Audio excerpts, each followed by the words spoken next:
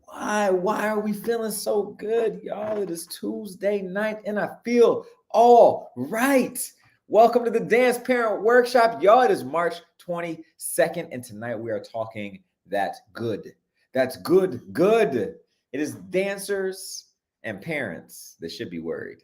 Right now, this is a topic that is very, very important to me because I get a lot of parents that email, that will call and will say, listen, we have a problem. We have a situation that we need some help with. Here we are. Here's where we want to be. And there's this thing that's right in the way. And they are terribly worried. Now, some of them I feel like, oh, yeah, you should be worried. You should definitely be worried. Some of them I feel like, oh, well, you don't really have a lot to worry about. You just want to make sure that you have your I's dotted and your T's crossed. And so today we're going to talk about the dancers and parents that should be worried, because for some reason it seems like the ones that should be worried aren't, and the ones that shouldn't be worried are. So y'all, tonight we are going to get into it. I hope you've had a great week. I hope that you had a great weekend.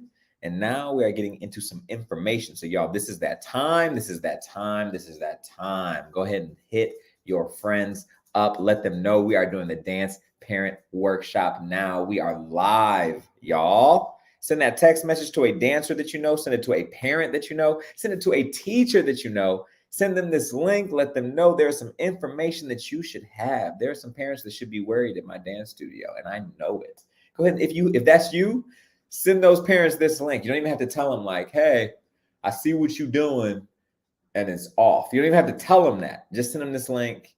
Be like, hey, check this out. I saw this thing. They don't even know that you're concerned about them. They won't even know that you feel like they should be worried and you want them to know what they aren't doing, right? Like, so send this link. This is that time, y'all. I'm not even going to lie. We do this information so that parents like you can have the information. It is a free resource that we provide. And so this is for dance parents. Don't be stingy. Go ahead and share this with the dance parents because y'all, we love getting this information out. I will see you in 5.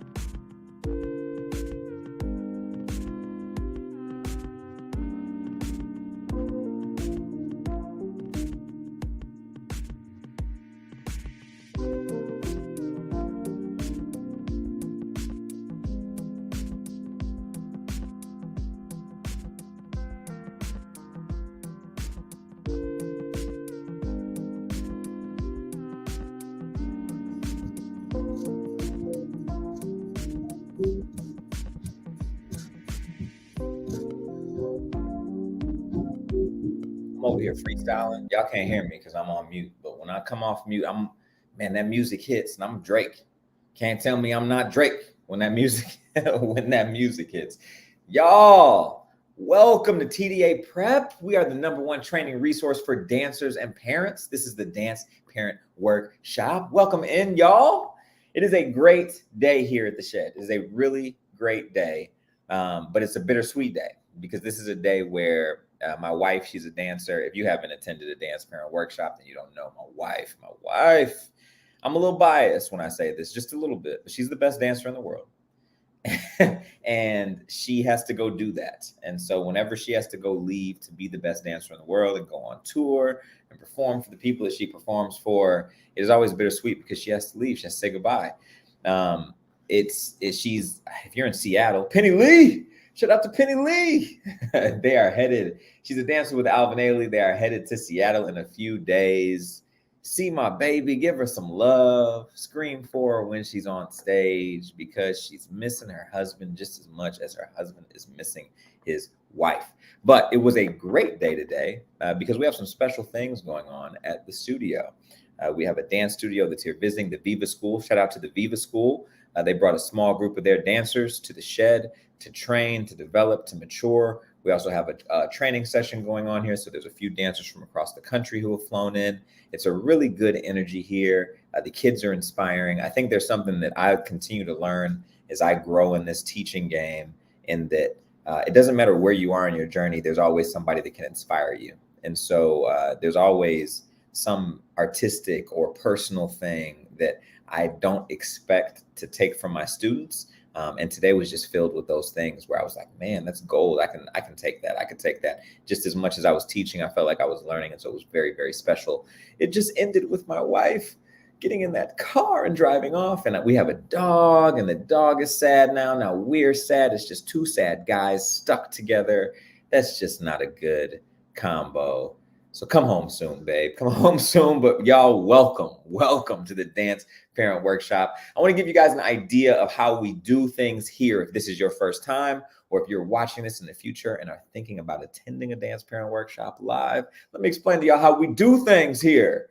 This chat, we have the chat. And in the chat, this is an opportunity for you to engage with me. Ask me your questions and I will answer your questions directly. If you ask me a very specific question, I will give you a very specific answer.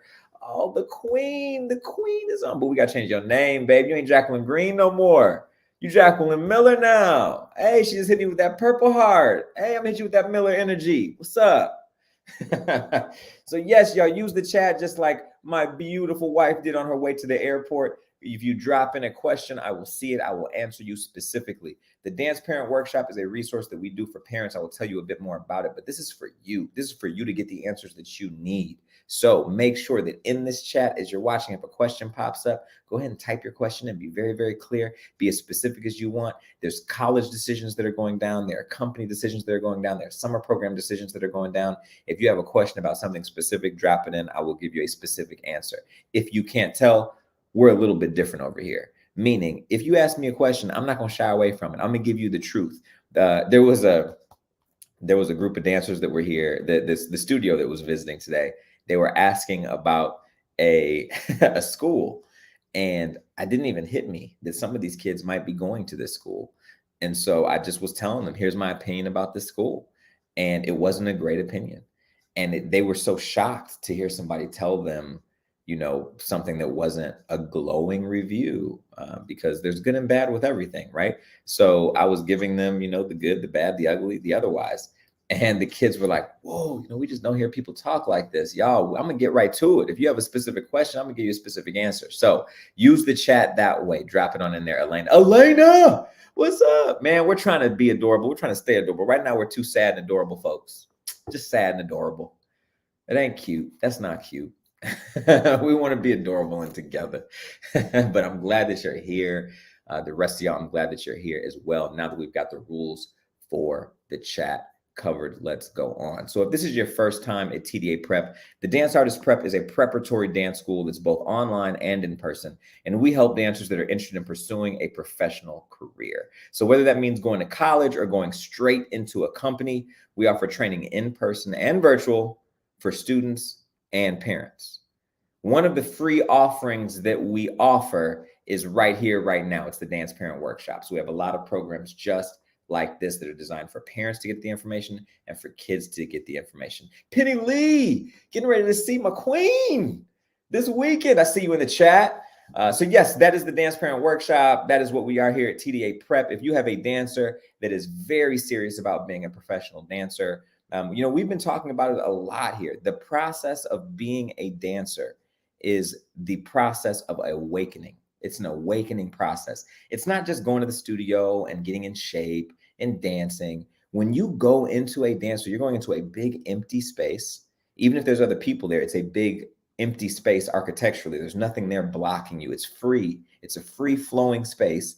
You go into it and you decide, you make a decision about how much you're going to commit, how great you're going to be today, how hard you're going to work. And you have to make that decision over and over and over and over again inside of a class. And just by the very nature of that action, pursuing dance becomes highly spiritual and highly meditative. And it becomes an awakening process for a dancer that is constantly deciding, how great do they want to be? How great do they want to be? And occasionally, for people who are not dancers, having a young dancer in your home can be quite an entertaining, thrilling, scary process. So we're here to make that process a lot easier in terms of how do you serve them? How do you deal with them? How do you set them up to succeed in the future? And how do you guarantee a high quality of life? A lot of times, young people aren't thinking about the same things that parents are when it comes to high quality of life. I've had young dancers say, no, I didn't read the contract. I just signed it because I'm so happy to have a job. And their parents died a little bit on the inside as soon as they heard that. So it's not often the same. It's not often that parents and students are thinking about the same things. And so we serve both the students and the parents in and out of the studio. Welcome. I'm glad that you're here. Maria Hidalgo, I am so excited to see you in this chat because your daughter has done a phenomenal thing. I'm not going to share your business on this call, but congratulations. Your daughter has done a phenomenal thing. I'm so proud of her. I'm so stoked. I'm so glad that we got a chance to work together, and I appreciate the glowing words that you wrote in that email. But it's not me. I'm just here to be a vessel, y'all. Let me give you let me fill everybody in for the 10 that are watching this and for the million that are watching this in the future. So every once in a while, I get a parent and a student that come to me and they say, like, man, we want help with college auditions, or we want help with something that's ahead, right? Whether it's a company or a college audition or something. And I'm not the guy that's going to make this feel good. I'm not the guy that's going to make this, super comfortable. I'm going to give you the reality. I work in the professional space. I've been working in the professional space as a choreographer, director. I run auditions for big companies. I put on shows, one-offs. And so, I understand a lot of different parts of the professional world, both concert, commercial, and otherwise. And I'm just here to show you the reality of what it means to do what you want to do. That's the role that I take. So if a kid tells me that they want to be a dancer with Australian ballet, I'm here to show you what that takes, what that looks like. And then it's your decision to decide if you want to hit that. So Maria, in your case, and to parents all over the country that watch this thing, your daughter came and said, I want to hit this goal. She was kind of playing. She said, it's not really that important to me, but I could feel that it mattered. If she got in, she would love that thing. And sure, I told her what to do. I gave her the resources. I gave her the information, but she had to do it. She had to decide that she was going to do that work. And she made that decision. And I'm super proud of her because that's the decision that paid off. I can only take you so far. At the end of the day, she's got to take herself, and she did it. And so she should be very proud. Congratulations, y'all. Maria's daughter was auditioning for a college that she didn't think she would get into, and she freaking got in. Way to go. So I'm super stoked, super proud of her. That's a big deal. So y'all, that's a little bit about who we are and what we do here at TDA Prep. I'm glad to see everybody in the building. Penny, I got to see Julia this weekend. It was a blast. We're thinking about TTG out there, Elena. I hope that she's well and getting that math homework done. And for everybody else, I hope that your home is calm and flowing as it should. You know how it should. I hope it's flowing that way, right? I hope it's flowing that way. All right. So let's jump in to the topic today. We have a very big topic. It's a big deal. Dancers and parents that should be worried. I talked about this before the countdown. The reason we came up with this topic is because it's very often that I meet dancers that should be worried and they're not. They're saying things very confidently and they're very much red flags. Or I meet dancers that should not be worried and they are, right? And that's a piece that I really want to try to give some calm. If there's one thing that we can offer as TDA Prep with this dance parent workshop and with our training, it's peace of mind. We want your quality of life to go up high. Choosing dance is a very spiritually beautiful pursuit. We don't want that beautiful thing to be tainted by gray area, lack of information, shady dance teachers, weird studio politics. All that stuff is just trash, man. Like this is a very beautiful art form. And for you parents that are raising very beautiful people that are choosing this art form, that's something that we want to make very simple. And so this topic is about that. Should you be worried? Should you be worried? I'm going to tell it to you straight. I am not the guy that's going to lie to you. So let's jump on. And Tracy says, Quincy's mom, what's up, Tracy? Welcome to the live. It was great to see Quincy on Sunday. I am excited for her. She's got a bright future ahead of her. She's got the right team around her, a lot of chefs around her, and I'm excited to cook it up. Let's get busy. Let's get busy. When is she coming to the shed? That's the question. When is she coming? All right. So let's jump in, y'all. Let's jump into this bad boy. The very first thing that I want to talk about here, the very first thing, and this is a topic that is not brought up enough in dance studios, and it probably will not be brought up in dance studios because things just need to change. Dance studios could never say this to you because it would make them have to change right away. Being a student is very different from being a professional. Very different. The path the students are on when they are put into a dance school to pursue their dreams and to pursue their goals and to pursue their endeavors, that path is not the same path that a professional starts their career on. It's a very separate path. So I remember when I learned this, right? Because I started teaching when I was 16. I went to college, graduated college 22, 23, 24 is when I started to learn this lesson. That was like the prime of teaching superstars. Teaching superstars is a very hard gig. It's hard on my personality because I'm an empath and I pick up a lot of energies, and superstars, divas, celebrities, that energy has a lot of energy attached to it. So it was very difficult for my spirit. But I remember being on a tour with a pop star, and I was working with with the dancers that were on this tour, and they were doing their job, right? They were going to rehearsal, learning the piece, going back to the hotel, grocery store, learning how to budget their lives, learning how to budget their time, all that. Going into rehearsal, I saw how they were being spoken to. I saw what was asked of them. And then that same weekend, I went to a dance studio and taught a convention. And it was very clear to see the students that are trying to be the same professionals that I was with earlier are not on the path to become that.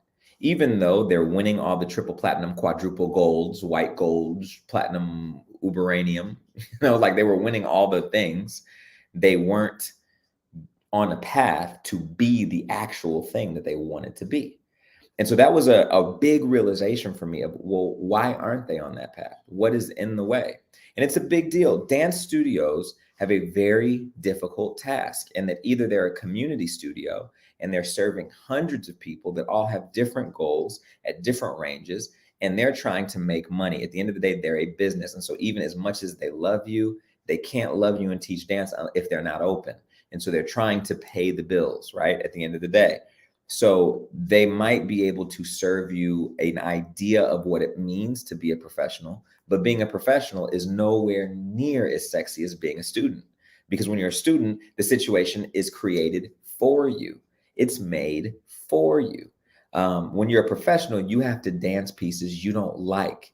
Students get to pick the choreographer that does their solo most of the time.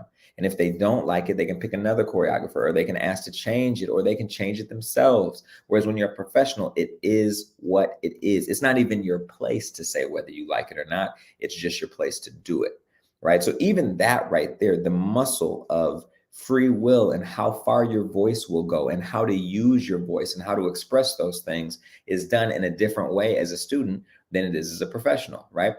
I talk about this a lot, the big difference between paying for a situation and getting paid to do a situation.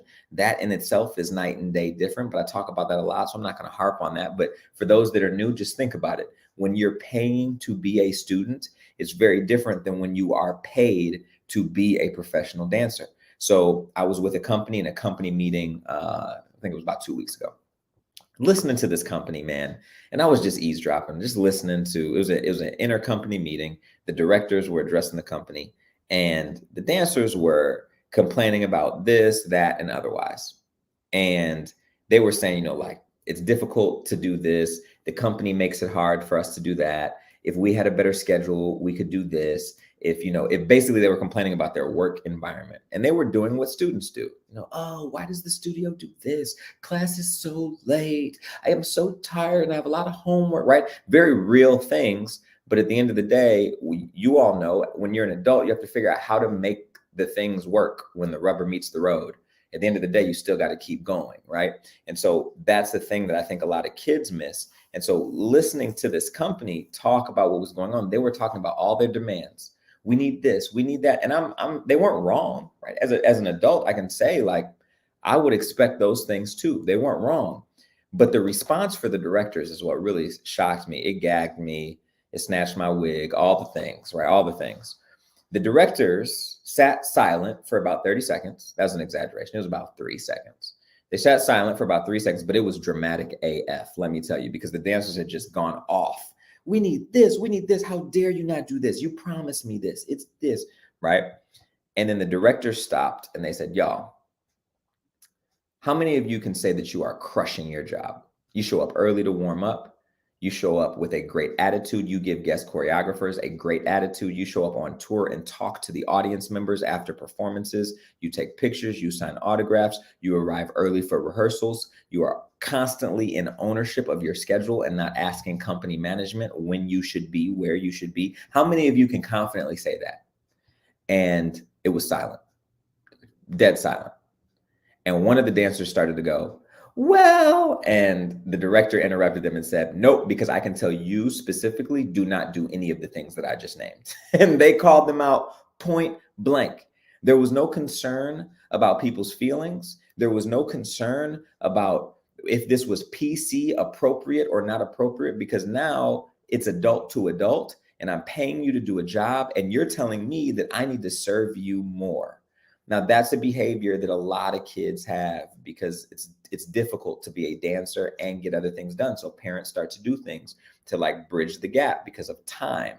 You have homework, you have school, you have dance studio, and then you got to maintain that, like stretching, working out, eating right. All that stuff takes time, right? So parents make the habit of trying to close that gap and making it easier and easier for dancers. But as dancers grow up, if you don't grow out of that, if you don't get some type of sense of responsibility for yourself and how to handle that, then you have a very unrealistic expectation of what your company is supposed to do, right? What's your company supposed to do to close that gap? They're not supposed to help you live as a human being. They're just supposed to help you have the funds so that you can live. And if you're fortunate, the lifestyle of doing what you love, right? That's it. That's really it. Outside of that, you have to schedule your life. You have to know how to do all those things. The company is not here to do that. So the very first person that should be worried is the parent that is not setting their kid up for a successfully independent lifestyle. If your kid is very much clinging on to you and very much in need of your shadow, it's important for you to, move in moderation. I'm not saying kick the kid out at 13. Like, Preston said, you need to be independent. I'm 11. Tough, right? Like that's not what we're saying here. But definitely by the time they get to 17, 18, and they're starting to take a very serious look at going away to college or joining a second company, if you're 15 and thinking about joining a second company, you need to start to get some independence. You need to start to understand what that means, because you're going to be met with that in the next chapter of your life. For some people, that starts at 15. For some people, that doesn't start until 22. So this is not a number thing. This is about knowing your kid, knowing what they can handle. And if they can't handle it, you need to start to put them in a position where they can handle more and more and more and more, because pretty soon they're going to get to that point, right? That is a very big deal when it comes to the difference between students and professionals. It's responsibility. This is a really good story that really brings this home. One of my friends used to work for NBA teams, right? Like she was a liaison for front offices. So I'm in Chicago. She worked for the Chicago Bulls at the time. Then she went to the Lakers and went around. She's a very well-known name in the NBA as far as just being a liaison. Players like her because she reminds them of family. Parents of players like her because she reminds them of family and like a big sister or an aunt or something that a mom of a basketball player could say, oh, well, I know my son is making millions of dollars, but I'm worried about him because he doesn't know how to do certain things. At least you're here, you can help. So she was telling me a very interesting story about how the NBA changed things and athletes had to grow up in a different way. Before, I forget the year, but in my lifetime, when I was a fan of the NBA after Jordan, there was a rule that came into place that you had to go to college for you had to go to college for a year, right? Like most people were not. LeBron James went straight to the NBA, straight. But years before that, Michael Jordan, Scottie Pippen, that era, people were playing with wives. If you remember the generation before, marriage happened a lot younger. If you had money, if you had graduated, if you were playing, if you had a job, the next thing for you to do was to get a wife if you didn't have one already. And so that generation of athlete, that Michael Jordan, Scottie Pippen, that generation that I grew up on, that a lot of you probably experienced in your adult life, those players had wives. They had a certain type of maturity. So they had someone to help them with closing the gap, and not just someone, a grown woman. There's nothing like having a grown woman on your side. I'm a husband now, I know, right? So that piece was like, they would show up to the airport and they would have their passport in their bag if they were playing in Toronto, or they would have meals set up for them because there was someone looking out for the simple things that a person who's so busy doing, and is kind of in a bubble that's moving really, really fast, it's tough for them to see those blind spots, right? Nowadays, the NBA, the players are getting younger and younger and younger. They're not dating grown women. They're not looking to date grown women. And so now you have athletes that show up to the airport for a game in another country without a passport, straight up. No one's looking out for these blind spots, right? And so dancers are the exact same way. We're in an industry that can go so fast, that's so important, that where the stakes feel so high, that dancers often have a lot of blind spots when it comes to just life and living. And so when you send your dancer away, before you do that, you need to start to close some of those gaps. Dancers that are not prepared to be independent are not prepared to be professionals. That is a very big deal. So again, yes, you should be worried if your dancer is not prepared for any semblance of independence, and the independence is coming. If you want to be a professional dancer, you need to be prepared to be independent. You will do your job better, you will live life better, and you'll have a higher quality of life. Yes? Yes. I'm a preacher's son, so I'd be like, let the church say amen. All right, so that is a very, very big one. Like that's the first thing.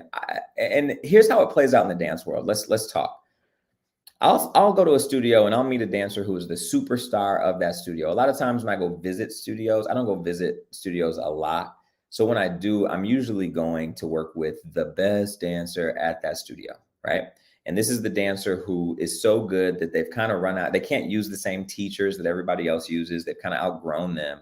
They're looking for the next thing, but they don't want to leave the dance studio. So I come in as the next thing, right? Like I'm here to help you keep going like this. Even though, you're the best one at your studio, you need to keep going. So I'm the one they bring in to help you keep going. And so I meet these dancers who are wildly talented, and they have very close relationships with their family. They're very nice people. They're well-mannered. They have a great deal of deference. They have respect for their elders. It's a great deal. I love the way that we work together. They're creative. It's all the stuff. But a lot of times that person who's the best dancer in that studio also has a lot of, I'll just say a lot of connection to the person who helped them build their facility, build their instrument. A lot of times that's mom. Mom helped them build it. How did she help? She drove them to the dance studio. She was the person who was their coach when no coach was there. She was the person who was there giving the pep talk when no one was there to pep it up. She was the person that's helping them stretch when they need an extra set of hands. You're all the things that you do. You probably do so much more than that. So all of that builds a bond and a reliance and a dependence. And I think a lot of times what parents don't think about is it's scary for a kid to think about losing that. They might not tell you how much they appreciate it, but they are really afraid of losing it. And that fear will keep them from making very bold choices. Sometimes they're afraid of not being good enough. And so they just need to be pushed into the deep end to see that they're actually good enough. They're actually good enough to do the thing that they really want to do, but they're too afraid to say that they want to do.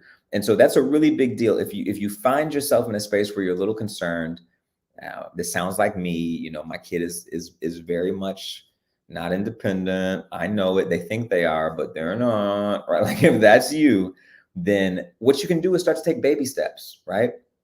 Start to change the routine. I'm not going to pick you up from the studio today, or I'm not going to drop you off at the studio today. If you want to get there early, or if you want to get there when you want to get there, you have to figure out and make a plan with how to do that. Now, don't just rip the Band-Aid off. Create opportunities for them to succeed. So maybe you stop taking them to the studio when you know that they have a friend that can take them to the studio, or when you know that there's a way for them to get there. Don't just create a problem with no solution, but start to take little baby steps to ease them into the independence before it gets there. One of the dancers that I worked with, she was 15 years old when she got a full scholarship to Royal Ballet. Now, that was a very difficult situation, because sending a 15-year-old halfway across the country, she was from Arizona, sending a 15-year-old halfway across the world at 15 to be in a place where now you're going to be treated like a professional, kind of, because they're paying for you to be there. There's a certain dynamic that's created, especially at the Royal Ballet, right? So no shade, guys, no shade. I love y'all, but come on now, y'all know how y'all are. So there's a lot of dynamic that's created. So the truth of the matter is, we had to set that 15-year-old up before she left. We had to think about 3 months when mom and I realized okay, we got to do some things. And so there were little things that happened at home. I remember mom being very intentional about, all right, things like laundry, I'm not doing it anymore. Things like cooking meals. The first month she did it, but she kind of eased her daughter into doing it. And then second month, daughter was doing it. Third month, daughter was doing it. By the time she got to London, she was cooking her own meals, right? So there's a way to create some runway for your kid to have some independence, to feel empowered with that independence, where they can be confident enough to go forward as the great artist and person that you've raised them to be. I know it hurts. I'm 34 years old. My mom still calls me her little bud. I get it. It's tough. It's tough to watch your kids grow up. But at the same time, you need to, right? You need to. Let me give you this before we go on to the next point. Pretty soon, I'm going to talk about the professional career of dance in 3 different dimensions. And this is pretty important. So stay tuned here. But this is a deep one. I'm going to share a little bit about my relationship with my parents and how it connects to other dancers that I see. There was a period growing up where I remember, this was very recently, actually, within the last 10 years, I remember realizing my mom needs to know that she can trust that I can take care of myself. She needs to know that. But at the same time, my mom, because she's my mom, won't really always give me the opportunity to show her that I can do that, because she's going to take care of it for me, right? And so that dynamic there of what a mom wants, she wants to know that you're safe, but she also wants to take care of you. And that's something that I realized before she did. And I remember realizing it and starting to carry myself a little bit differently. And then about 3 months later, she was like, you know, it's hard to watch you grow up. And we started to have a real conversation about it. And so, for the moms that are on this call, my dads, I see you out there. It's a little different for y'all, but I see you out there. But for the moms that are on this call, that's a real thing. You want to nurture, you want to take care of, because you're a great mom. But at the same time, there's a certain point, and that point is different for everyone. It's just based on when the reality of them leaving is going to hit and what they're leaving for. At a certain point, you got to start to give them some independence, or else they're going to get out there and not know what to do. There's not always a TDA Prep there that's a safe space for them. There's not always a Preston, a dance coach that cares about them. A lot of times it's figure it out. And when you start to figure it out in big cities, in major markets, or with a paycheck, when you're a professional and you have to figure it out, that's when you get a lot more bumps on the road. That's when there's the potential for stuff that you don't want to have happen. Big detours, big life detours can happen. And you know what I mean. That's not the stuff that you're really in this for. So that's the first thing. Being a student is not the same as a professional. The biggest piece of that is the independence that's required, right? So I would encourage you to take those baby steps to help your dancer be a little bit more independent. I'm checking out the chat to see what we got here, if there's any questions there. I don't see too many Yolans in the building. What's up, Yolan? I'm excited to see Ava this weekend. All right, let's keep this thing moving. So let's talk about the 3 dimensions of being a professional dancer. If you have any questions, go ahead and drop them in the chat. And I haven't done this yet, y'all. I'm just so excited about this topic. I haven't dropped in. I need you to just hit that like button. And if you're not the type of person to hit a like button, whether you're watching this now or in the future, if you're not the type of person to hit a like button because that's just not in your DNA, I want to ask you a question. Why are you a hater? Just hit the like button. It's free. It doesn't cost anything. Just hit it. I'm out here on YouTube Live talking that good stuff. I'm about to give you the career dimensions of a professional dancer. Come on, you don't hear this at the dance studio. Go ahead and hit that like button. It helps other dance parents, it helps other dancers see us, see the information, and it helps the algorithm on YouTube. So I appreciate it. I've only asked you once so far, so come on now, help a brother out. So let's talk about it. The career dimensions. She's looking forward to seeing us too. Ava Solser. All right, so there's 3 dimensions here. Let's talk about the first. The first, you have a dancer in the first dimension right now. It's the student dimension. That's the first. Every professional was once a student at some local dance studio in some small place, and they've moved their way up, right? So my very first dance class was at Dance West Ballet. I went on to dance at a couple places. I danced for this one dude. Kenneth Van Heidik told me that I would never be a professional dancer because he tried to rip me off, and I called him out on it. Sorry, but not sorry. Then I worked in New York. I worked for Pops. I worked for all these places, but I started being a student. So in that student flow, in that student ebb and flow, you have a lot of dynamics. You have the Kenneth Van Heidik moments where there's somebody that will try to take advantage of you being a student. You have the moments of my very first ballet class, Dance West Ballet. These were people who were very, I don't want to say sympathetic because that makes it sound like it was super trash, but I was super trash. My very first ballet class, super trash. Had the dance belt on the outside of my tights, looked like Superman, like didn't really want to be there, super trash. But the parents that were there, the adults that were in the room teaching those classes and working the front desk and just being in the middle ground, they were so supportive. And maybe it was just because I was a boy, maybe it was because it was a good day. I don't know. I didn't end up going to that dance studio, but I started off at a local dance studio, a very small one. And it started off with some teachers that were supportive. As I continued, I had teachers that were not supportive. As it continued in high school, I had a mentor that was amazing. Looking back on it now as an adult, this man was so amazing. There were so many opportunities for him to try to take advantage of any one of his students because we trusted him so much, and he never, ever crossed the boundary, crossed the line in any way, with anything. And that was a big deal. And then when I got to New York, it was split. Half the teachers loved me, half the teachers hated my guts for some reason. And so that was a thing that I experienced all of that as a student.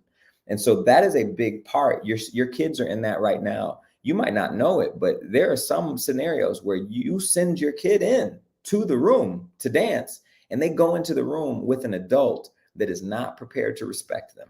That is, and doesn't even think that's their job to respect you.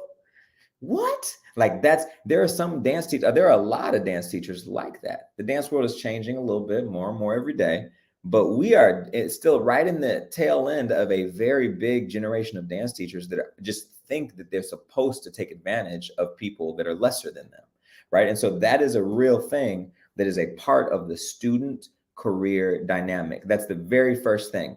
You should be worried if you do not know who your kid is taking class with as a human being.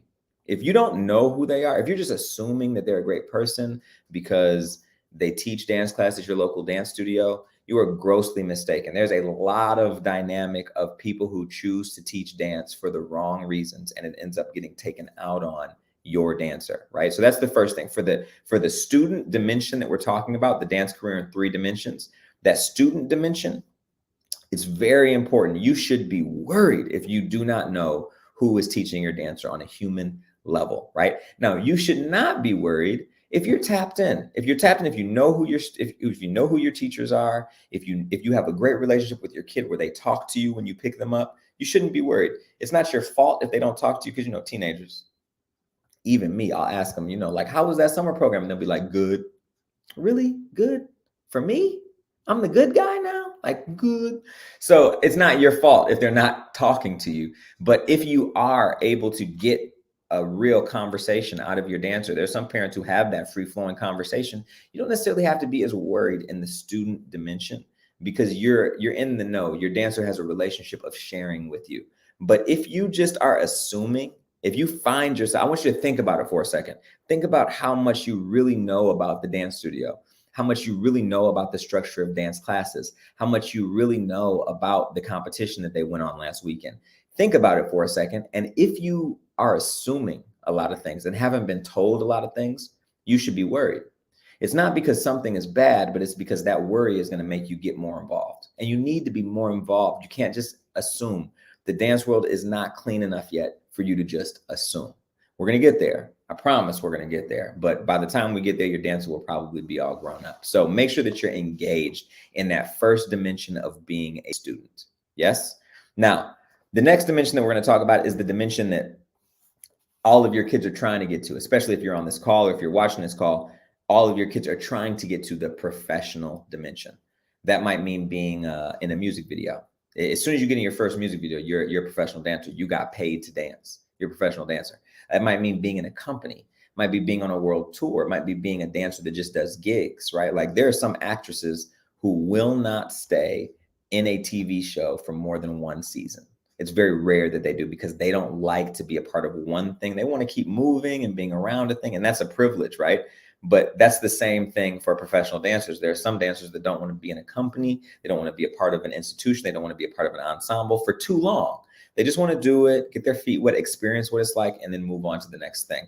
And that's also can be a great career, So for you all that have kids that are trying to become professionals, these are the problems. These are the dancers who should be worried at the professional level. And I'm sharing this with you so that you can try to anticipate it, reverse engineer it, work backwards, and start to instill some things in your dancers so that by the time they get there, or when they're analyzing what they would look like there, they can think of this stuff in their analysis, right? So for a professional dancer, the biggest part of that career is maintaining. When you become a professional, the work gets harder, the work gets more diverse, and the work gets more often. I remember the first time I was in, that would ruin the story. I'm not going to tell you that. So I was in New York. I was a sophomore. No, I was a freshman. I was a freshman in college. And I was one of the better freshman boys in my college class, right? Like, as far as like how I felt very confident when I was with my class because of how I danced in comparison to the other boys, right? So I was in a piece with sophomores, juniors, and seniors, and I was the only freshman in the piece. Now, we had our first rehearsal. I tell you guys a lot of stories about this. Like, this is the choreographer who was standing on the chair, and he was yelling, and the girl was crying while I was dancing with her. So we did that duet rehearsal. It was a duet with a girl who was a senior. She was in A.L.E. 2 already. And I had rehearsal. And it was awesome. And I was like, man, that was a really long 2-hour rehearsal. I'm really tired. I went home. I did not have any type of at-home regimen. I didn't stretch at the time. I stretched, but I stretched a lot, but I wasn't stretching in college because I made it, right? Like that was my belief. I made it. I'm at Alvin Ailey. I'm dancing with dancers that are professional dancers. Like I'm going to be a professional dancer. I made it. I don't need that.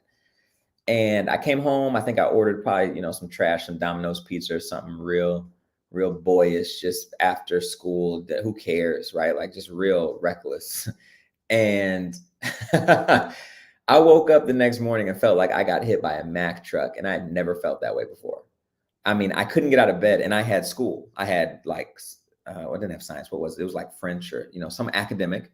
And then I had to walk to go to Ailey, and I couldn't walk to the bathroom. I couldn't walk to the bathroom. I had never felt this type of like damage to my body before, because the stakes had never been this high. I had never been in a rehearsal like that. I had never done moves like that. I had never demanded so much out of my instrument before, and I didn't even know I was doing it. And so I called the girl who I was doing the duet with, and I was like, are you okay? Like, I can't sit down on my butt bones right now. Like, I can't sit down on the floor right now. Like, I need a pillow. Like, I don't know what's going on with my body. And she was like, she didn't sound like I did. Like, she wasn't scared, but she was going through the same thing. She was like, I know. I literally had to roll out of bed and roll out for like an hour. And I was like, what? Like who rolls out? What? I don't do that. And that was the beginning of me learning a routine and a regimen. Because when you start to dance at a professional level with professionals, the biggest issue is you start to learn what you're capable of and what you're not capable of. You are not capable of bouncing back like you were when you were 13. Now, the biggest thing I want you to take away from that story is I did not have an at-home regimen that I could depend on. So when rehearsal was over, I didn't know what was waiting for me in the morning, and I didn't do anything to prepare for it. And then once it happened, I didn't have a way of fixing it within my body. The other dancer that was a senior did. I don't know when she learned it, but by that time she had learned it. And so when she woke up and felt that way, she knew how she was supposed to respond.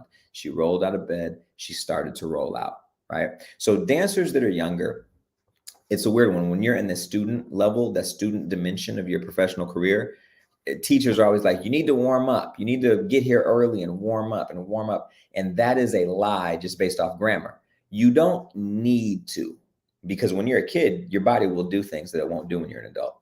But you should. Even though you don't need to, you absolutely should. Because when you become an adult, there's only one of two ways that you're going to find out that you need a routine. You're either going to watch your friends get injured or you're going to get injured. It's one of the two. A lot of the times that a lot of times dancers find out that they need a routine by getting injured. If something happens when they're 20, 21, and they have to miss a few weeks of school, and then they start to realize, oh, I'm not 16. I'm not immortal. I'm not immune. When I was 14, when I was 15, 16, 17, 18, 19, 20, all the way up through 22, at least I can remember talking to adults about, or people older than me about this. I could walk right into a dance studio off the street, kick my legs wherever they wanted to go. I could do splits, switch sleeps, all that jazz. No problem. Now, I'm afraid I might go to the hospital if I try some of that stuff without warming up. No exaggeration. Like I could tell you right now, my knees are the first thing that come to my mind. And if you're a real adult, you understand that same dynamic. So you want to make sure that a dancer has a routine and a regimen and habits set up before they need them. So again, if your student is in the student dimension, and they're trying to become a professional, or maybe they're on the bridge, right? Like they're not quite a student yet, like they're not quite a professional yet, like they're on that bridge of becoming. You should be worried if they don't have a regimen or a routine, because it's coming for them. It's impossible to avoid your body aging. It's impossible. And when you dance and you're alive and your body's aging, those two things meet in a moment that can be very traumatic, very traumatic. And so you can start to position yourself for success to the point where you don't really have to worry if you have a very good regimen, because you're going to need it one day. And if you have it, you won't need it because you'll already have it. So all my moms out there, you already know what that's like, to prepare ahead, to plan ahead. That's what we're talking about. In that professional division, there's contracts, there's rehearsal schedules, there's all this stuff that you have to manage. We talked about that with the independence, right? But really for the body, when it comes to the body, you're going to get injured at some point. You're dancing more diverse. You can't fake it. Like when you're a student, you can fake it. And most of the time teachers won't say anything. Like most of the time I go to dance studios, I can point out the kid in the group ensemble that is faking it because they can't do it. Like for instance, in college, that was me in one of these pieces. I was with it was like 4 boys and 4 girls, and it was a partnering piece. And I kept thinking, man, dog, why did they put me in this piece?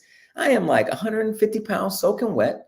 I don't think to this day, I was the guy that whenever I got cast to do a ballet where I had to pick a woman up over my head like this, it was always a big deal when I did it, right? Like people would clap. They wouldn't clap when the strong kid does it because of course he can do it. He just does it. But me, I got to do push-ups for 4 weeks leading up to that moment. I got to do a lot. I got to go to the gym. I got to stress about if I'm going to get here and come back down or if I'm going to get those arms locked. So whenever I would do it, the whole room would clap. Right now, that dynamic right there of being that person requires a lot of preparation, requires a lot of discipline, and requires knowing what you need to lean into. So whenever I would go to the studio, right, and watch a group ensemble, I would see that kid, because when I was in that piece, right, it's 4 boys, all of them were stronger than me. And all of them had better timing and physics, and they just knew when a woman plies, you have to plie. And I got it now, but at 18, I didn't know it, right? So here we are, and I had to pick this dancer up, and of course, I got the biggest dancer. Now, she was not big, but of the group, she was the most built like a grown woman. Everyone else was built like an 18-year-old. She was built like a 30-year-old, and I had to partner with her, and I'm standing there looking at her like, God, I know how this is going to go. And the move was just pick her up by her waist. She's going to tuck her knees into her chest, and you just have to pick her up and carry her around, do 1 revolution and put her right back down and do it on the timing. And every time I would do it, I would have to sit her on my chest because I couldn't just hold her. I was not strong enough to do it. No matter how much I tried, no matter how much I wanted to, my little heart couldn't muster up any strength to do it. So I would get her up, I would hold her for about a second, and then eventually, I know she would feel it. Her butt would just come right here, and I would fake it to the best of my ability. When you're a professional, you can't do that. You will get yelled at for doing that because that's not what it's about. It's about doing the image, right? And so you're just going to work at a harder and harder and harder level. You're not allowed to fake things. When I go to those studios, I see kids all the time that are faking things because they can't do it. And that's perfectly fine when you're a kid, but eventually you have to start to try to do it over and over and over and over again. And so when you're a professional, that becomes the standard. You can't just fake it anymore. You got to do it, and even if you can't do it. And so if you don't know how to go about those things, you're going to get injured. You're going to have some type of thing that pops up and tells you, hey, you're not 15 anymore, bud. And that's the part where, as a parent, you don't want your kid to have to go through that when they enter their young adult years. So we have the student dimension. In that student dimension, you have your challenges. In the professional dimension, the biggest thing that professionals deal with at the beginning of their career is learning how to navigate their own instrument as the work gets harder, as the rehearsals get longer, and as the stakes get higher, right? So the last dimension is still professional dancers, but now you're at a different season of your life. This is where you stop being a professional dancer, just that dance. Look at me. Look at how high my legs go. Look at all the posters I'm on. Look at all the people that are in line to take my picture. And you switch into the servant dimension. The servant dimension. Professional dancers, after a certain point in their life, they switch over. I am in the servant dimension of my professional life right now. And I actually started the servant dimension very early. But it was my calling, right? So in that servant dimension, you are teaching, you are mentoring. Jackie, My wife, she is a principal dancer with Alvin Ailey. She's one of the most senior members, dancing lead roles, but also she's a mentor to the younger dancers. She's a mentor to dancers that don't dance for Alvin Ailey, but might look up to her students. And that is in some way, that is servanthood. In some way, you are selflessly offering a part of your own experience for someone else's benefit. And that is a piece that you need to be prepared to lean into. So let's talk about who should be worried there. In that sense, there are some dancers who struggle with the fact that it's not about them anymore, right? They turn 30, they turn 25, they turn 20, whenever it is, and they realize it's not going to be about me. It's going to be about the people that I'm working with. Right? It's going to be about them. They get the big W's. It's about them. And everyone's not prepared for that. The dance world as a student doesn't prepare you for that. The dance world as a student tells you, you just won white, triple platinum, gold. You are the best in the room. But that's only going to happen for, maybe 10, 15, 20, 30 years if you're lucky. And then what? Are you still going to be looking for that white, triple platinum, gold? Are you going to be looking for the applause from the audience? Are you going to be looking for some type of validation? Or are you going to be prepared as a human to switch your mission from enlightening people by being the vessel to now enlightening people by working with the vessel? Are you able to take your ego out of it and assist and serve? That is a big piece. So for parents that have students in that student dimension, set your kid up for this. Set your kid up to be prepared to serve while they're being the student and the professional. Set that up so that when it's time for them to transition, it won't be as difficult. I think about my journey, and I think about how I was teaching when I was 16, but I was very much consumed with my own career. I was just teaching a group of dancers that weren't as good as me, so I could teach their hip hop class at the time.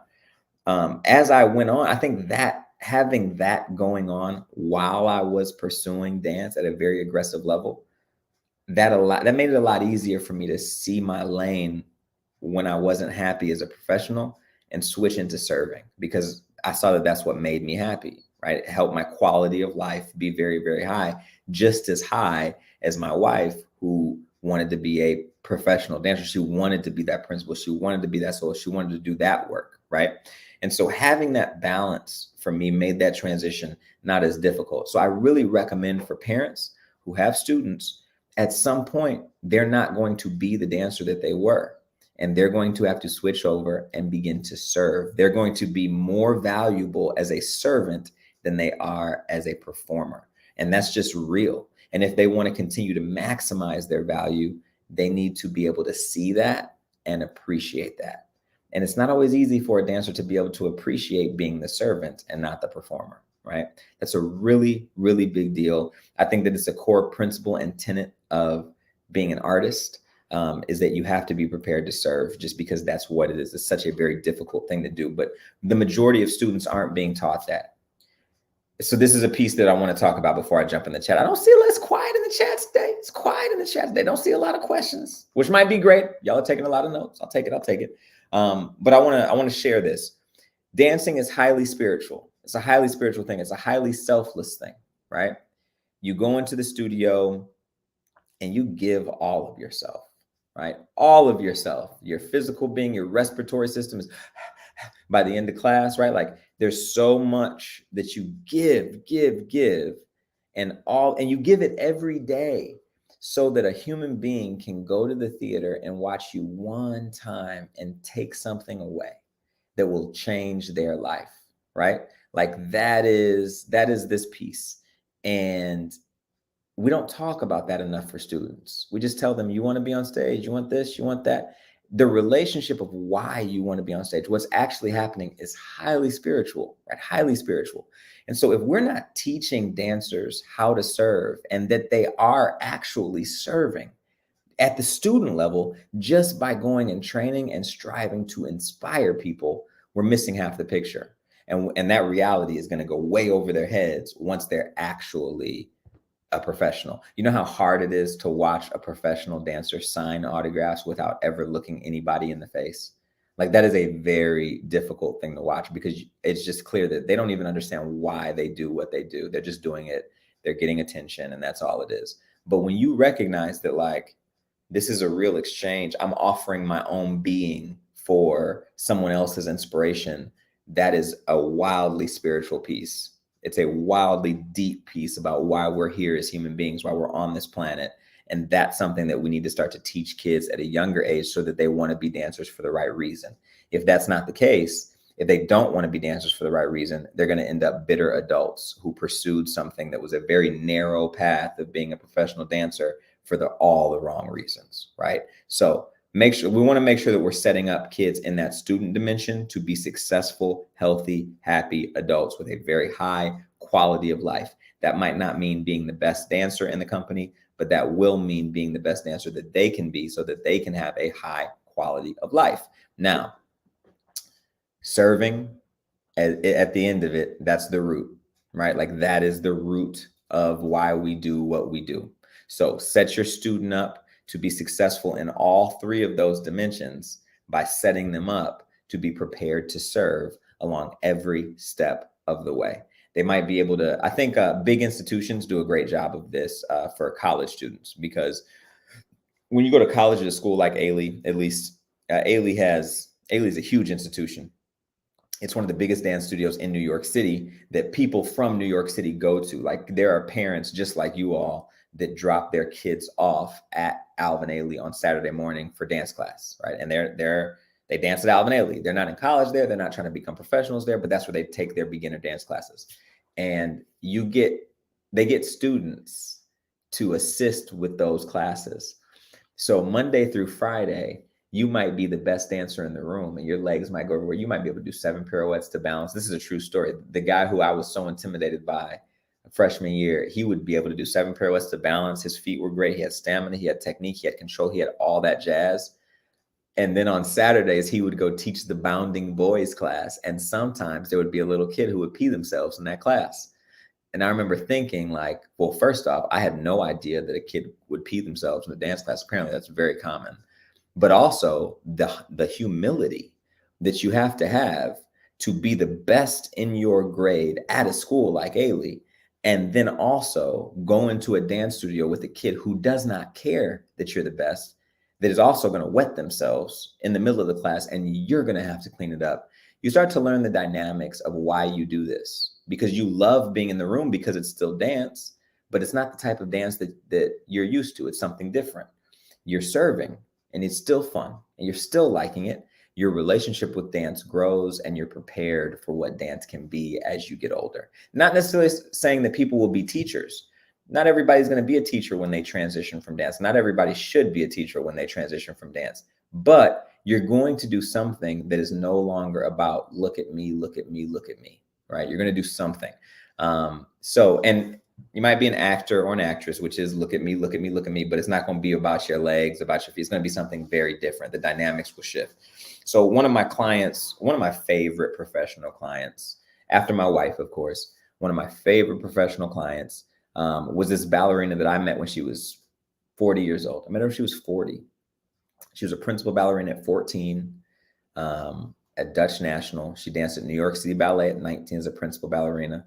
She danced at San Francisco Ballet at, I think, like 23, something like that, or 27, 28, something like that, as a principal ballerina. And when I met her, she was at the beginning of her serving years. Now, she was always a teacher, but her being a teacher was not about serving before. Her being a teacher was about being the celebrity dancer in the room, right? And so now she was switching over because she knew that she was going to be a bigger energy as a servant in this next chapter. She didn't know how she wanted to serve, maybe as an artistic director, maybe as a rehearsal director, maybe as a teacher, but that awareness helped her at 40. She could dance. She was still doing lead roles and all that and crushing it. She was by no means 1 foot out. But at that 40-year-old mark, she was able to start to embrace these things that the dancers that were younger than her, who were also going to be retiring soon, they weren't able to embrace them because they were still stuck on the fact that, oh, I want to be a performer. It's not an age thing. It's just what you're ready for. So these dancers were younger than her. They were principal ballerinas just like her, but they weren't as good as her. And they were going to be retiring around the same time she retired. And they had a very difficult time embracing what came next. They tried to put together shows. They tried to, the realization that no one wants to watch you do what they wanted to watch you do 5 years ago was a very difficult thing for them to hit. And that is just the reality for all of us. No one wants to watch us do what we used to do. I grew up on Michael Jordan, and I do not want to watch him try to do what he did 20 years ago in my childhood. It would be a sad story, right? So like, this is just the truth for all of us that are on this planet experiencing life like this. We need to set the kids up that want to be professional artists, especially dancers, to succeed in that. Because when you get used to people going, I mean, you're so beautiful. You're so beautiful. Oh man, you're just so beautiful. When you get used to that and you don't have any balance, what comes next when you're still so beautiful, but people aren't telling you anymore, can be very difficult and very traumatizing. And it doesn't necessarily have to be. So those are the 3 dimensions that I want you all to be clear on: the student dimension, the professional dimension, and the servant dimension. They all have different things. And you should be worried if you're not setting your kid up to have some tools to deal with life when they're in the next dimension, wherever they are. You might have a kid who's a professional dancer already and does commercials or dances for a company or is in some show somewhere. So you need to set them up for the next dimension that they're going to be entering into. And if you aren't doing that, you should be worried. You should be worried. Call your therapist, hit a Google. I got one I can recommend to you because you're going to need it in a few. Yes. All right. Let's see what's in this chat. Christy Lewis says, I'm new here. Oh, Christy, I hope you like it here. It's good to see you. Welcome to the Dance Parent Workshop. That means you have a dancer at home. You're my people. All right, so this last piece, y'all, that we're going to talk about with parents that should be worried, dancers that should be worried. All of you have experienced this before, all of you. It may not be your kid. I hope it's not your kid. It might be a kid at the dance studio. You've all seen it before, right? Dancing is a privilege. It's not a right. Dancing, pursuing dance as a career is a privilege, not a right. What I get to do right here on this Dance Parent Workshop is a privilege, not a right. I'm reminded of it constantly because my dance studio is in an industrial area, and all the people that go to work in this area have very different looks on their faces than I do. Whenever I arrive, I'm like, hey, I'm getting ready to go dance for the next 8 hours. And they don't have that life in their eyes. And so that's a real piece to recognize, that what we do is not guaranteed. No, you're not supposed to do it just because you want to, just because it's your dream. You're not entitled to that, right? There's a sign in the Dallas Cowboys locker room that says, playing football for the Dallas Cowboys is a privilege, not a right. And that is a real piece that, when I saw it, it just hit me, because I was like, man, it would be really cool to play for the Dallas Cowboys. I'm so far. I told you 150 soaking wet. I'm really far away from that. And so to be able to see the reality of what that's like for people who do that before they go out onto their practice field, they have to walk by that sign that reminds them, you aren't entitled to this. This could be taken away from you. And so you need to earn this every day. And the same thing is true for dancers. The same thing is true. COVID reminded dancers of that. That dancing is a privilege, not a right. I saw every dancer's energy change, every dancer. Prior to COVID shutting down, my conversations with clients were very different. My conversations with clients were all about contract negotiations and how they were being taken advantage of. It's just not fair.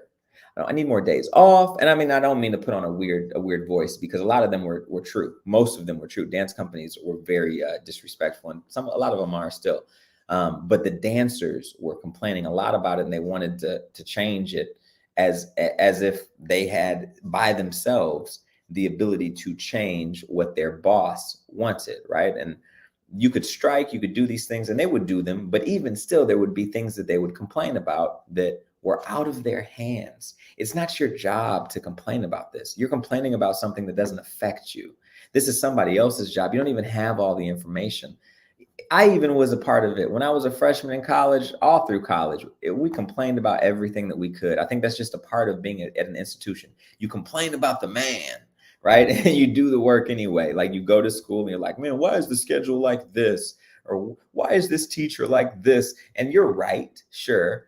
but also it's not for you to change that. You're a part of this system and you came for this system.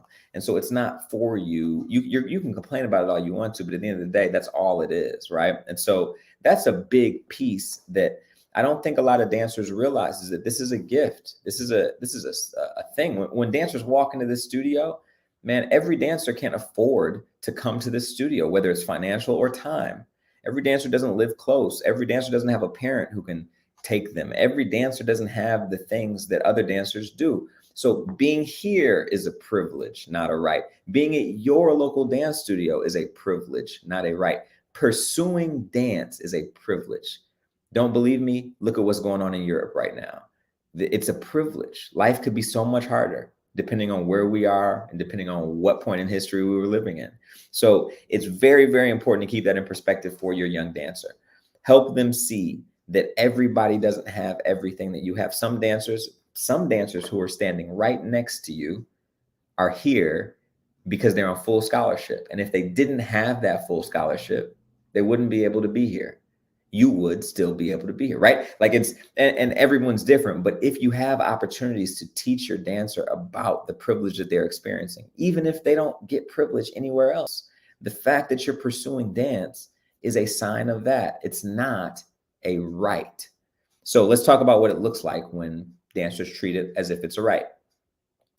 Dancers treat dance as if it's a right in that professional, well, they never make it to the servant dimension. Let me not even say that. They do, but they're not serving. They're just parading around like they're serving, right? So you have a lot of dance studios that are very popular right now with teachers like that. I go meet them and I'm very excited to meet a new dance teacher who loves teaching dance to great dancers.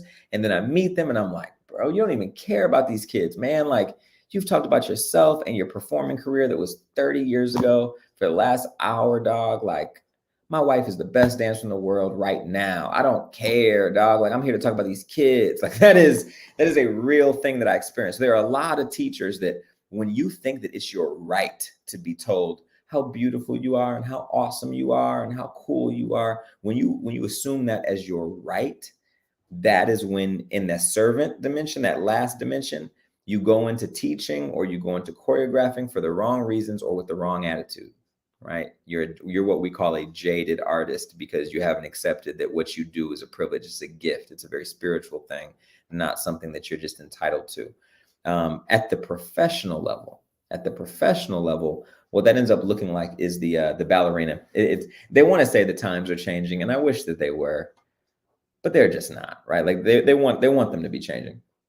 You see it on Black Swan, like in the movies, they stereotype this, where the casting will go up and the dancer, the ballerina will be looking and she sees every name but her own.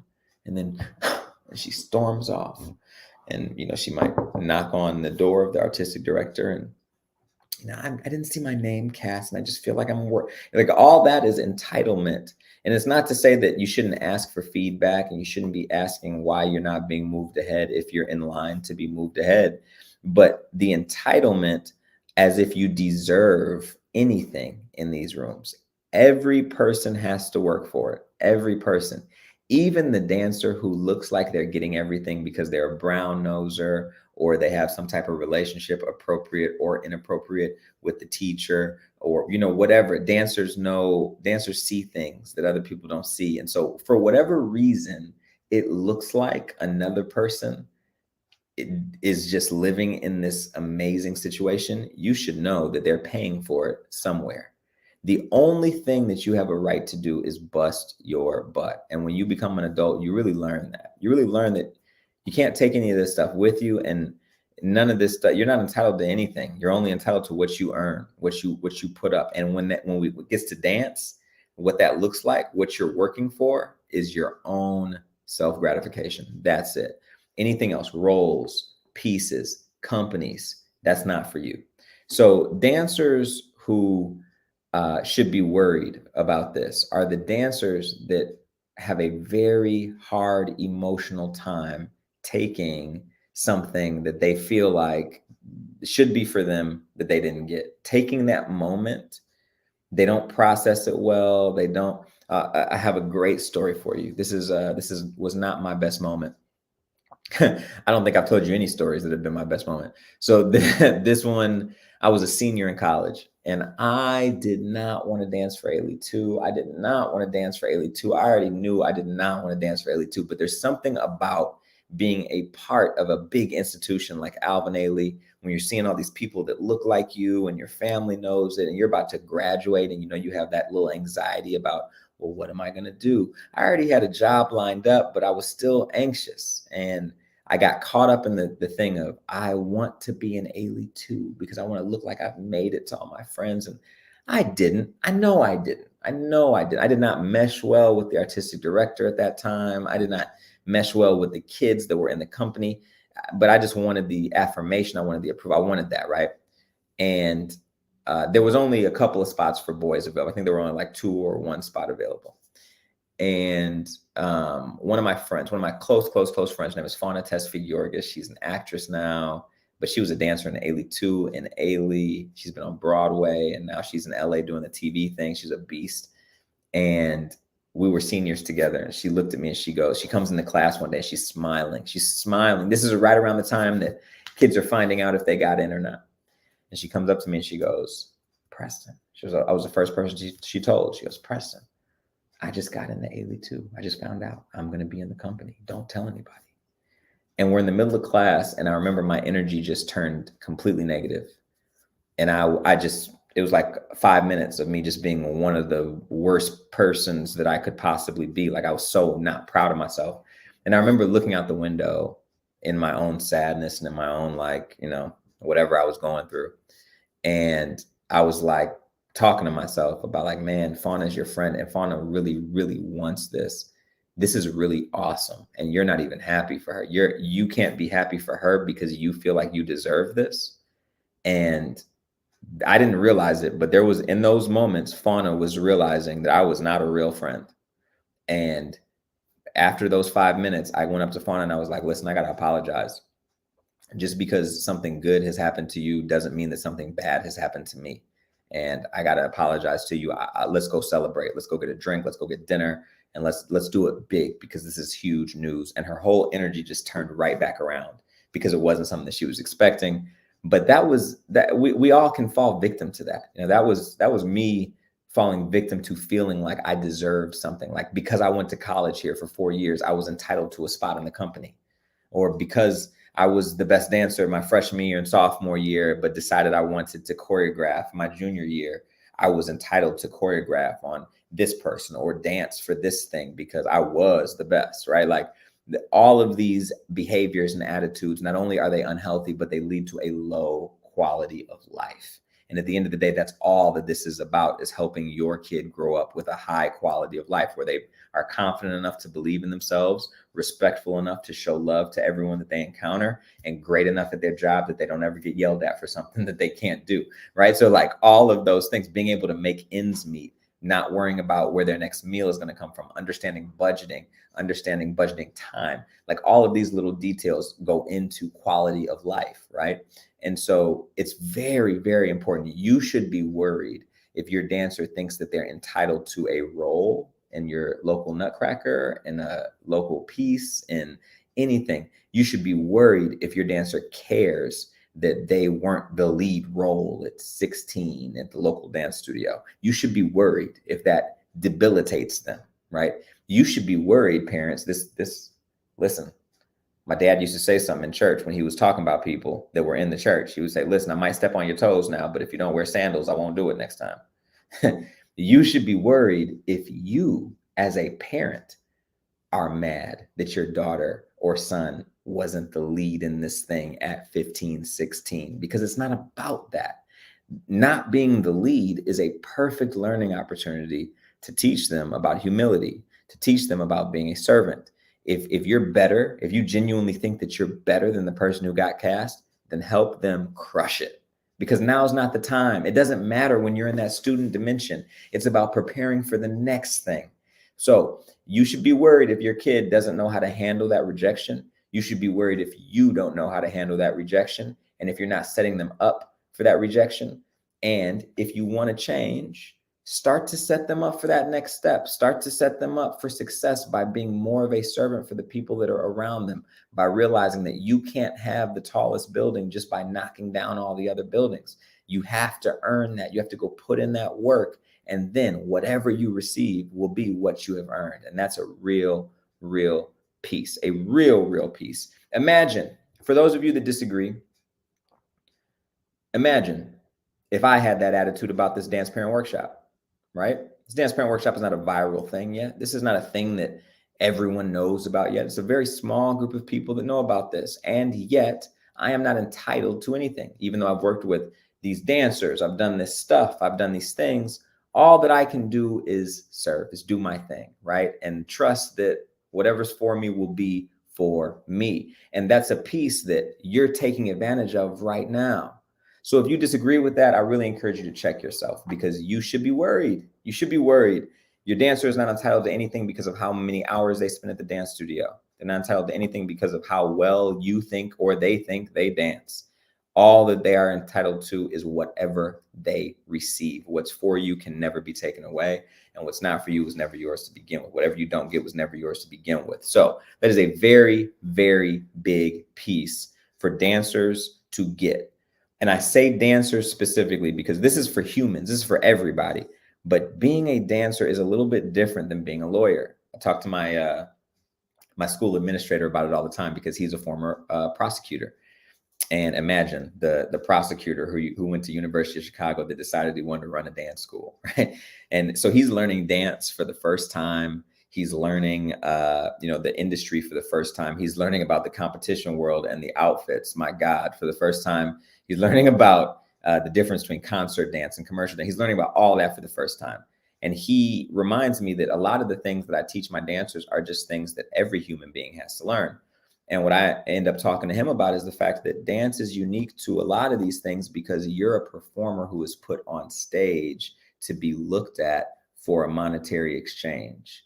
And that creates a weird dynamic. Not to say that dancers are any different than anybody else. And these lessons all have to be learned, and everybody has their own unique dynamic. But the unique dynamic about dancers that you should know about as parents is that your dancer is being stared at constantly. And when your dancer is being stared at constantly, it's like having social media around you all the time. You start to develop this idea of what you need to be and what you should be.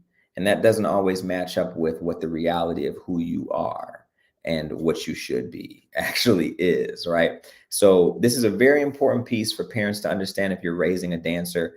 These are life lessons that everybody as a young person needs to get as they develop. But for dancers, there's a unique twist on it because we're being stared at, we're being looked at, we're being paraded around for what we're capable of, right? Look at what they can do. And eventually we won't be able to do that anymore. When I was 18, my foot could touch the back of my head every time I kicked it up there in attitude. I could do a jump and double attitude and it would touch. I could do a bop ma in attitude and it would touch. And it was awesome. I don't think I can do that anymore. And I say think because I'm not even brave enough to try.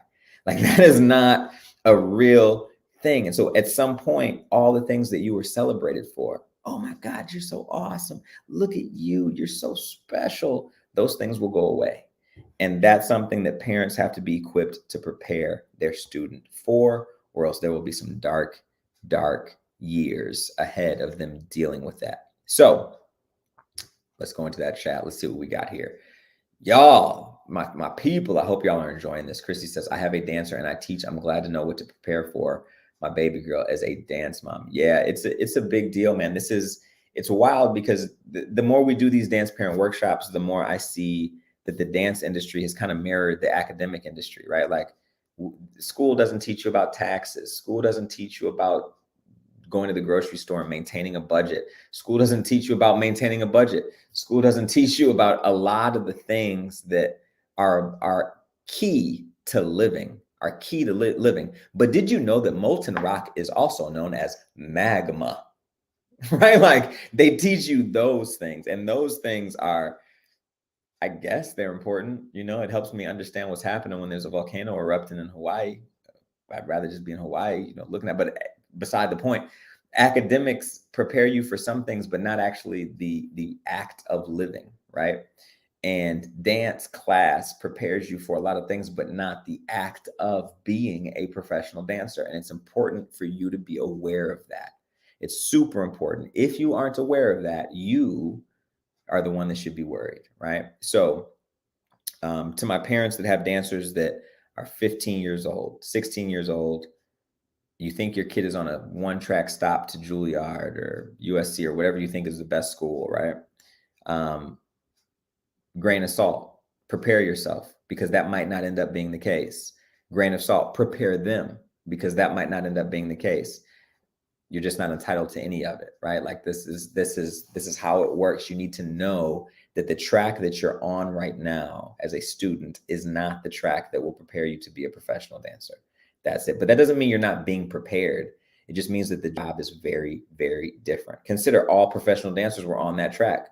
My wife, when she became a professional, her first year was terrible. She was like, I don't know what I'm supposed to do. I don't know how. No one has prepared me for this. No one has prepared me for this. And I've been dancing since I was 14. How could that be? Right? And that's just what it is. It's the reason why a lot of people don't want to hire young dancers, because they know that they haven't met the reality of what it is yet. They want to hire dancers who have professional experience, because you want dancers that know the reality of what it is to be a professional. Most dancers don't until they've done it, because school does not prepare you for that, right? That's a big one. That's a really, really big one. You should be worried if you are not in alignment with that right there. So let's see what else. I see a lot of so true. I see a lot of amens and preaches. I see it. I see it. Amanda Geske. Amanda, what's up? This is college time. I hope that y'all are getting some good news in the Geske household. Shout out to Ava. Hope y'all are getting some good news. Colleen says, yes, 100% agree. 100% agree. I understand. Y'all, this is a topic that is super, super close to my heart, because it's about helping young people develop.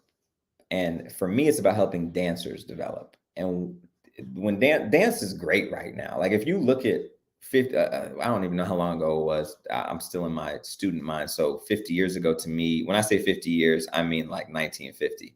But I'm realizing now that, like, 50 years ago was the 70s. Like that's a little trippy. So when I think about how dance was 70 years ago, athletically, dance was not it. Dance was trash. Like dance compared to today, like when you look at videos of Rudolph Nureyev, man, yeah, the dude could jump, but the dude could not do what beginner guys can do now, because the technique has developed so much, right? So athletically, we're fine. Dancers are fine. Athletically, they're just going to keep getting better. We're going to keep evolving. Dance is going to continue to grow. Artistically, spiritually, and as humans, we're not okay. No one is really preparing us for the reality of what comes next.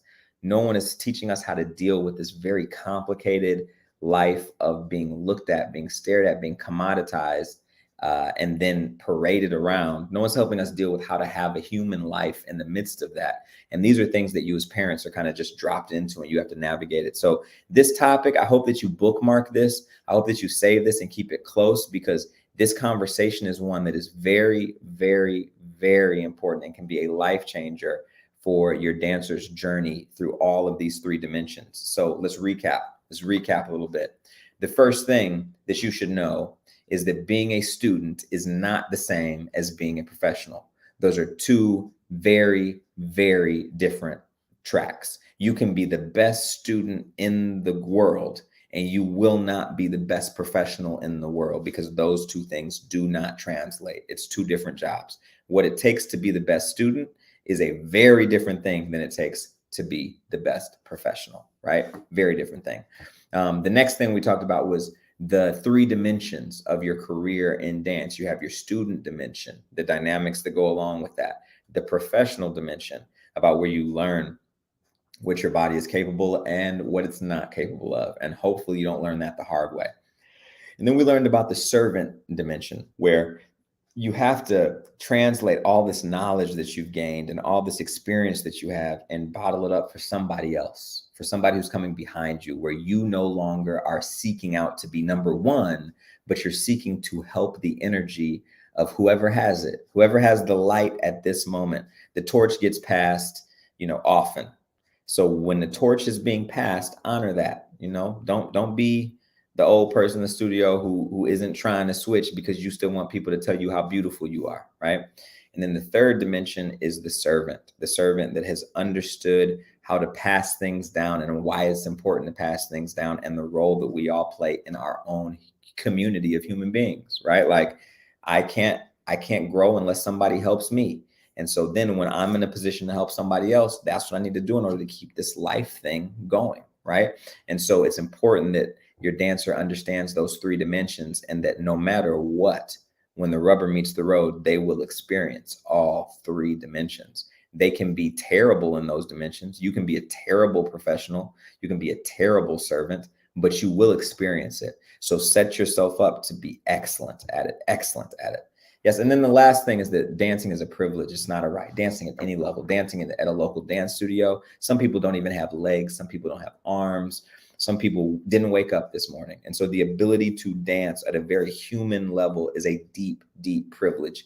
And the more the dancers understand that and appreciate that privilege, and then dive in and do research on that privilege and study that privilege, why it is a privilege, the spirituality of who we are and how dance is connected to that, they will change the world. They will be those people that are brave enough to represent dance in a way that is so much deeper than look how high my legs go, look at how many pirouettes I can do, and look at how cool I am.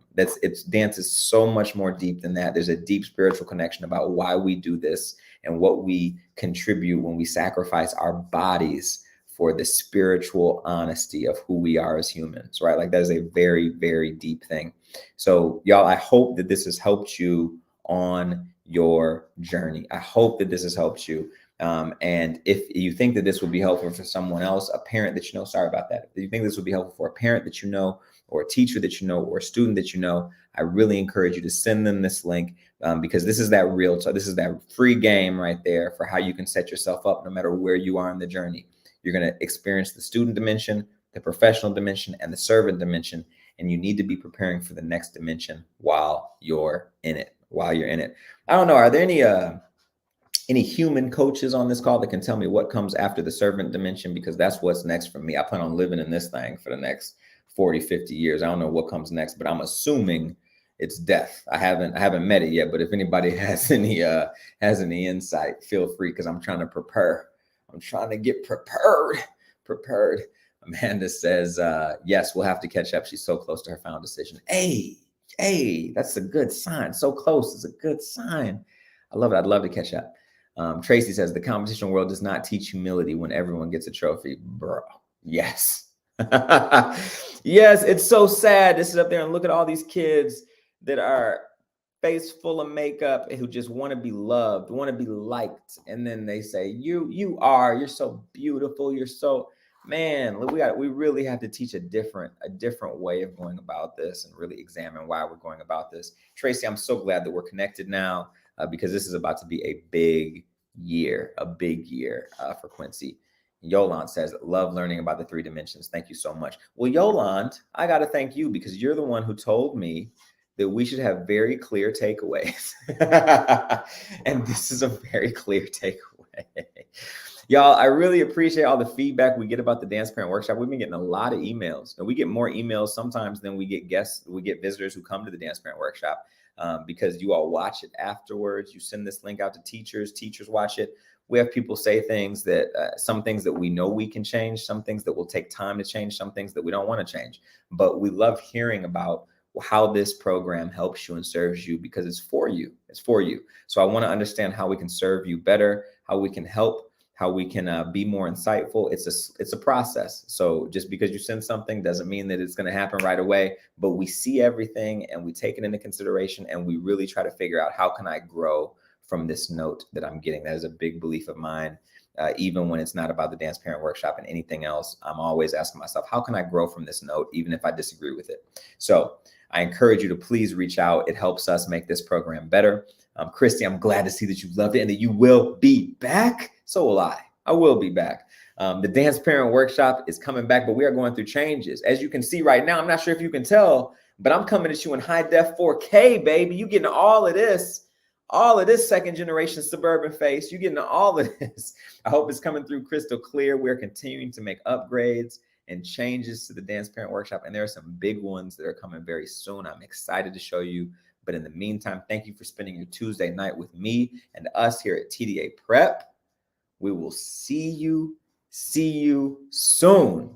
And y'all have a great evening, and send this link to anybody that you think can benefit from it. Please, before you jump off, go ahead and hit that like button for your boy, because we brought it tonight. We brought it tonight, clear takeaways and all. So thank you. Have a great night, and I will see you on the next Dance Parent Workshop.